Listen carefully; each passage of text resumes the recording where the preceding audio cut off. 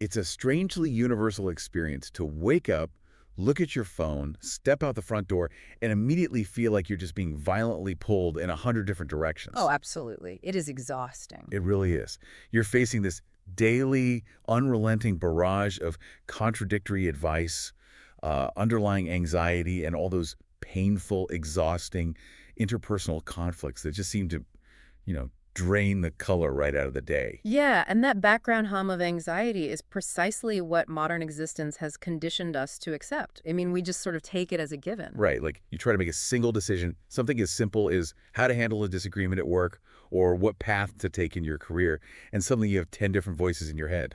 It's your boss, your parents, societal expectations. Exactly. Or that influencer you follow online, all shouting about what you ought to do. It's completely overwhelming, and it just leaves you feeling entirely drained before the day has even truly begun. We often view that mental friction and, that constant second guessing as just the unavoidable price of admission for living in a complex society.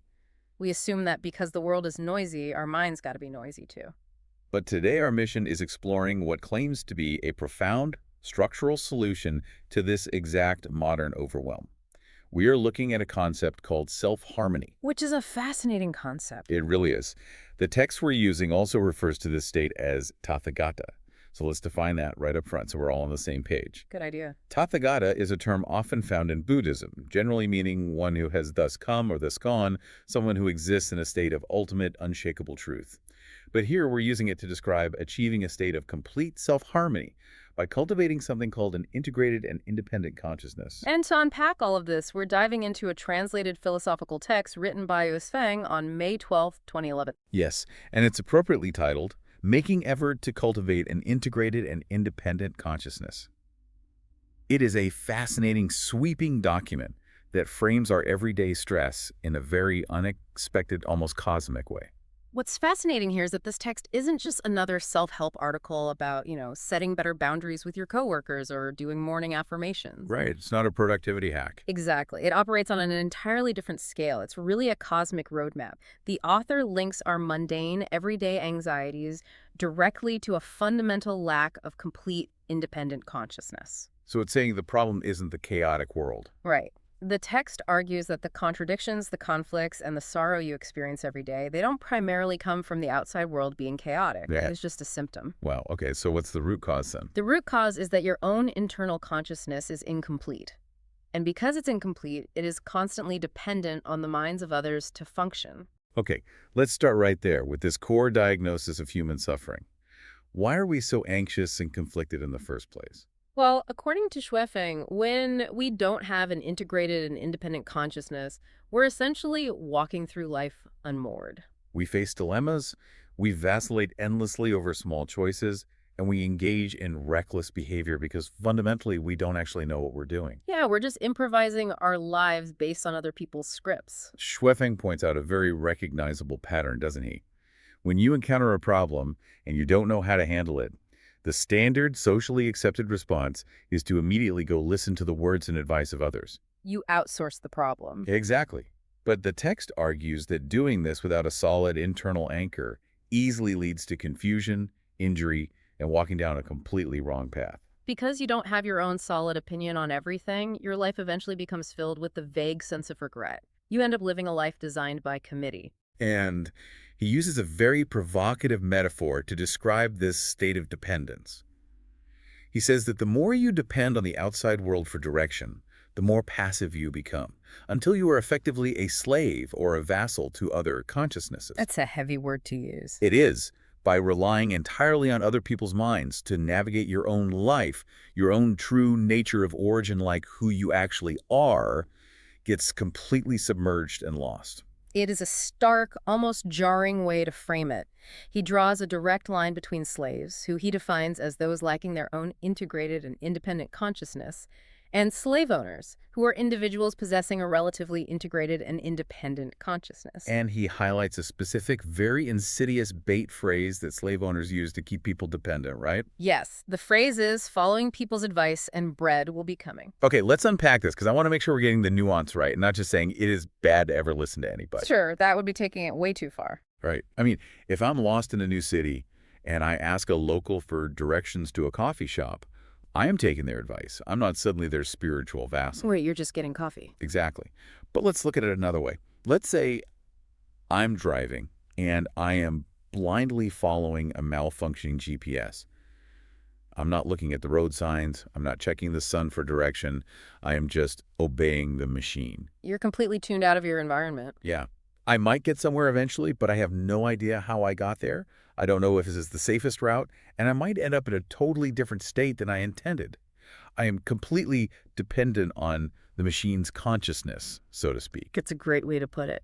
So how does the text differentiate between taking good, practical advice from a local and becoming a vassal to someone else's mind? Well, that malfunctioning GPS analogy hits the nail on the head. The text is not claiming that all advice is inherently evil or that you should, isolate yourself and never ask for a recommendation. Okay, good. That would be exhausting. Right. The problem isn't the advice itself. The problem is the total lack of an internal compass to filter that advice. If you lack an integrated and independent consciousness, if you're just the car mindlessly driving wherever the GPS dictates, you cannot critically evaluate the directions you receive. Because you have nothing to compare it against. Exactly. You have no internal mechanism to weigh that advice against universal truths or your own fundamental nature. Suifeng argues that without this internal filter, it is impossible to conduct yourself as a whole person. Let alone achieve higher spiritual states, like becoming a celestial being or achieving Buddhahood. Precisely.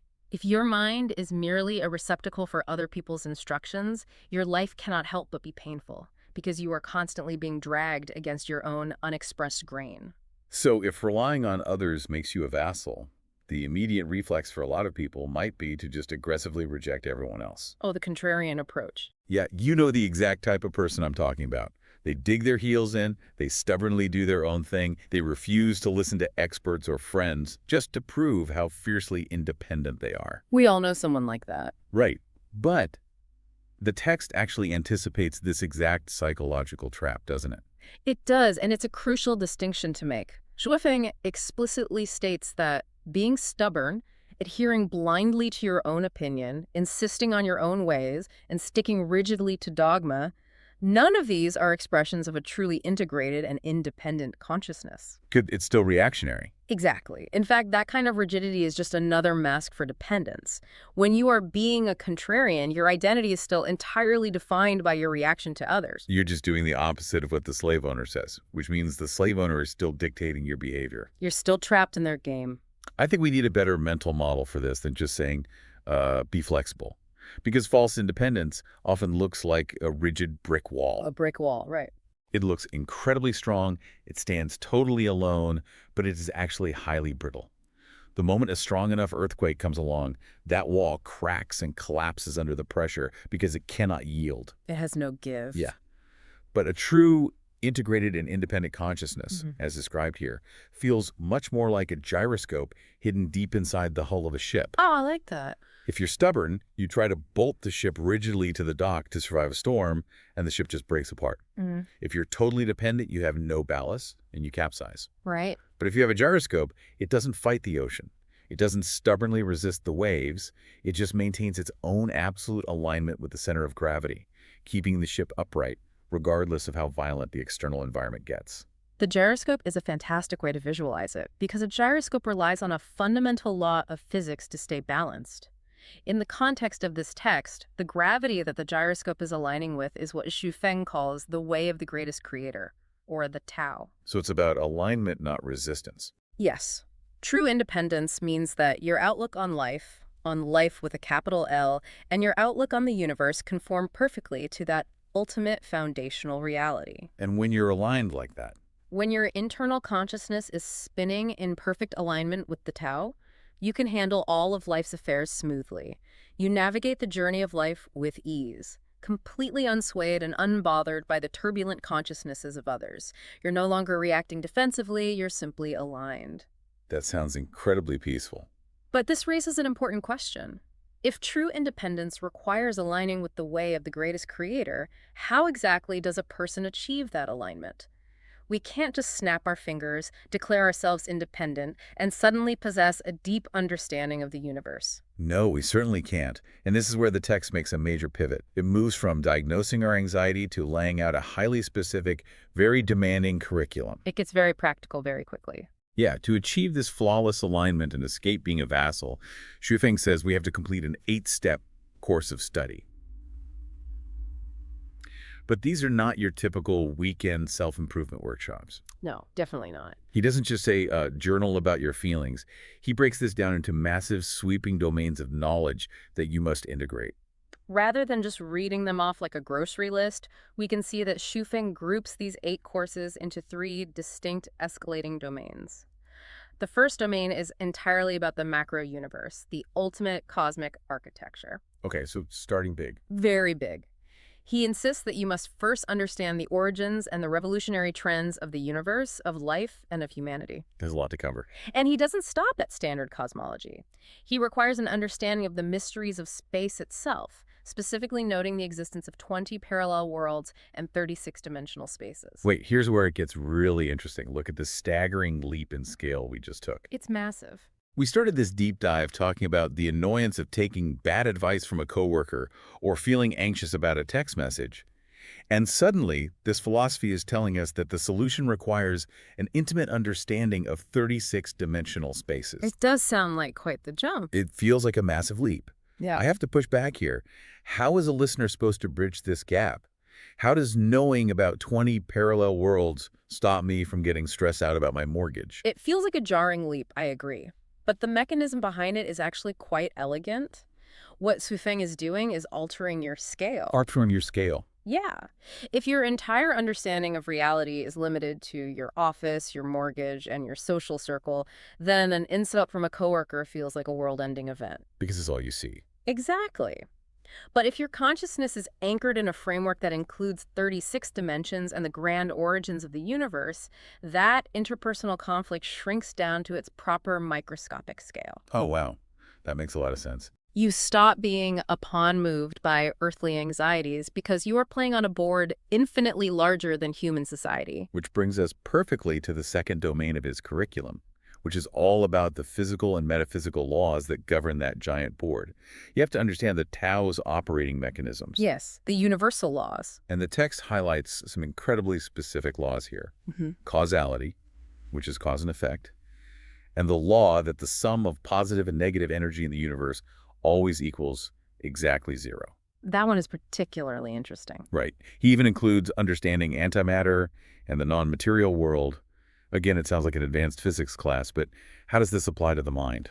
It applies directly to how you process conflict. Take that law about the sum of positive and negative energy always equaling 0. Okay. If someone comes up to you and dumps negative energy on you, say they scream at you or insult you, your instinct as a dependent consciousness is to absorb that negative energy and feel terrible or immediately throw negative energy back. Right. You get defensive or angry. But if you have internalized the universal law that positive and negative must equal 0, you understand that their negative energy is their problem, an imbalance they created. So you just don't take it. Exactly. If you don't absorb it, the universe demands it dissipate or return to the source to maintain equilibrium. Understanding these mechanisms takes the personal sting out of human behavior. You view interactions through the lens of physics rather than a bruised ego. Which flows right into the third and final domain he requires, which brings the cosmic back down to the human level. Right, grounding it again. Once you understand the universe and its laws, you have to understand the values and meanings of life and the overarching evolutionary program of life. You need a clear, unflinching picture of your own current condition and your direction of effort. Self-awareness. Exactly.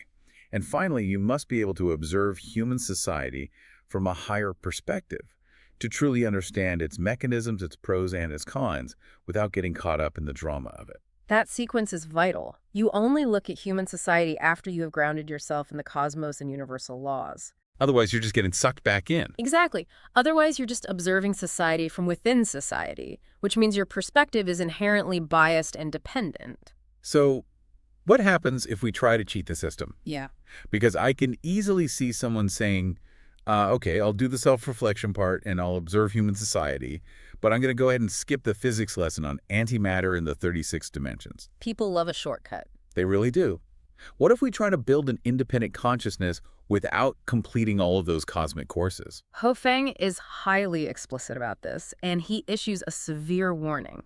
He states that without completing all 8 courses, any independent consciousness you manage to form will lack integrity. That'll be flawed. Very flawed. And a flawed partial independent consciousness isn't just ineffective, it is actively dangerous. How does partial knowledge become dangerous? Because a partial understanding gives you the illusion of total truth. When you know a little bit, you think you know everything. The text explains that this kind of fragmented consciousness easily goes to extremes. It operates blindly, and it causes harm. In fact, Shuifeng argues that a flawed, independent consciousness is precisely what leads to despotism and dictatorship. Wow, that escalated. It does. You become so convinced of your own partially formed truth that you try to force it onto everyone else.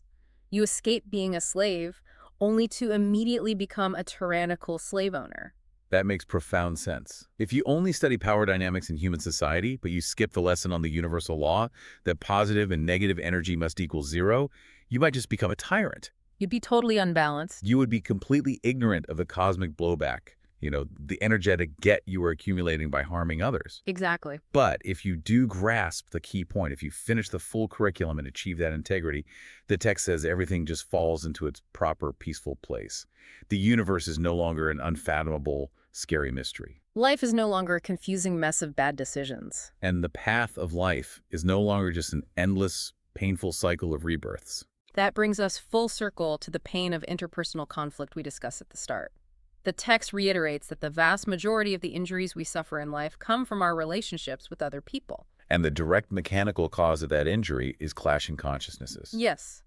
When 2 incomplete, dependent minds collide, there is massive friction, trauma, and anxiety.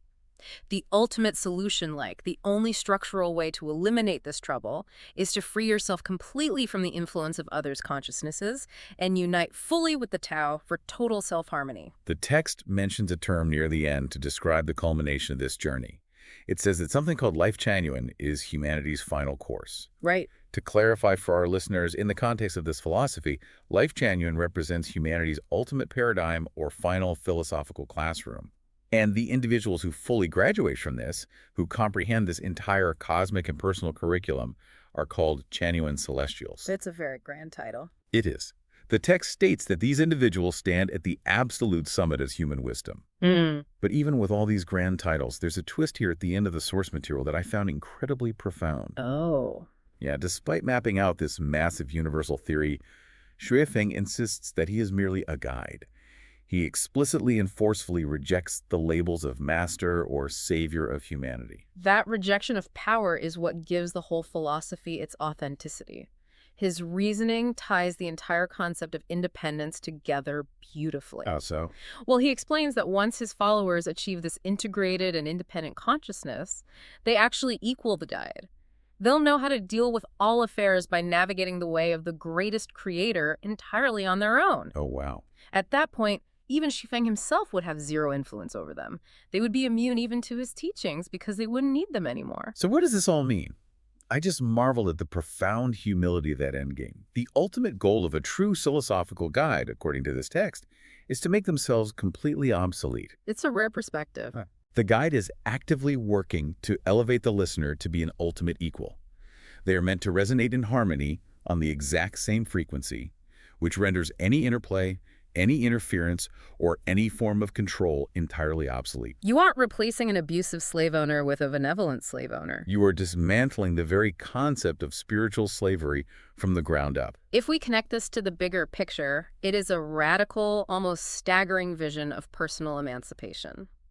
The text concludes with a stated expectation that everyone will eventually make the effort to cultivate this consciousness in order to escape the bondage and shackles of others. It's an inspiring call to action. Shefeng describes this ultimate destination as leaving what he calls the kingdom of necessity, a state where you're constantly forced to react, forced to depend, and forced to suffer, and finally crossing the threshold into the realm of freedom. Let's bring this all together for you, the listener. If you're waking up feeling the crushing weight of the world, If you're exhausted by the daily friction of dealing with other people's expectations, opinions, and constant demands, this text offers a fascinating, sweeping perspective. It really reframes the whole struggle. It does. Escaping the pain and anxiety of daily life isn't just about learning a few psychological tricks to say no or, muting your group chats. According to Zafanga, true relief requires a literal cosmic education. Right. It requires actively aligning yourself with the fundamental laws of the universe, understanding your specific place in a grand evolutionary program, and building a consciousness so deeply rooted in the absolute architecture of the universe that no one else's mind can ever dictate your reality again. You stop being a vassal to the noise of the crowd. Exactly. You start spinning like that perfect gyroscope, completely balanced in alignment with a Tao, no matter how hard the storm rages outside. I want to leave you with a final thought to mull over, something that connects this 2011 text directly to the reality you're sitting in right this very second. Think about the modern digital landscape. Oh, yeah. We live in an era where algorithms, social media feeds, and targeted advertising are literally designed by the smartest engineers on Earth to capture your attention and subtly, invisibly feed you your values, your desires, and your opinions. It's terrifying when you really think about it. They act as the ultimate invisible slave owners of the 21st century, and their bait is endless convenience, cheap dopamine, and addictive outrage. Wow. In a world that is structurally designed to colonize your mind and keep your consciousness permanently dependent on external validation, is cultivating an integrated and independent consciousness no longer just a lofty spiritual luxury, but an absolute critical survival requirement for retaining your own free will. That is a chilling and incredibly necessary question to ask yourself the next time you blindly pick up your phone to see what the world wants you to think. Thank you for joining us on this deep dive. Keep questioning the sources of your thoughts, keep exploring those cosmic rules, and most importantly, keep fine-tuning your own internal gyroscope. Until next time.